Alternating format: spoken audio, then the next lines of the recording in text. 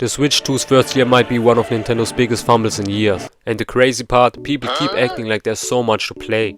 Bro, having games and having good games are two completely different things. A gas station has food, that doesn't mean I'm excited to eat there. When the Switch 2 got announced, people expected Nintendo to drop a generational banger, a new 3D Mario, a massive Zelda, just something. Instead, Nintendo pulled up with Mario Kart World and a museum tour. Bro, the launch lineup looked like somebody forgot to finish the PowerPoint presentation. And before the comments start typing, I agree, Donkey Kong Bonanza is fire. The entire game feels like Nintendo finally remembered they were selling a new console. Big destruction, big ideas, big monkey, actual ambition. It's the only Nintendo game this year that looked at the Switch 2 and said, maybe we should use the hardware. And Mario Kart World, it's fine. Not bad, not amazing, fine. The most expensive fine I've ever seen in my life. This game got marketed like it was about to change the gaming industry forever.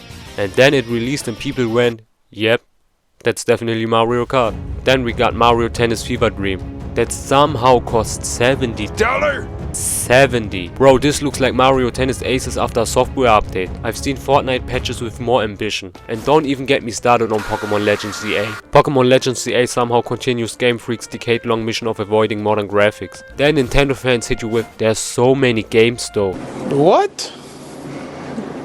Bro, what are you talking about, man? Then people point at Metroid Prime 4 or Tomodachi Life. And yes, those games look great. The problem, they are also on Switch 1. That's not a Switch 2 selling point, that's a Switch 1 selling point. You don't spend hundreds on new hardware so your old hardware can share the credit. And then we have Kirby Air Ride, which was fun for about one weekend. Then everybody collectively remembered why we stopped talking about Kirby Air Ride 20 years ago. Welcome to might be the funniest game Nintendo has ever released. Not because it's good, because they charged money for it. Imagine buying a toaster and then paying extra for the instruction manual. And then there was Drag and Drive. A game so forgettable I had to Google the name while writing the script.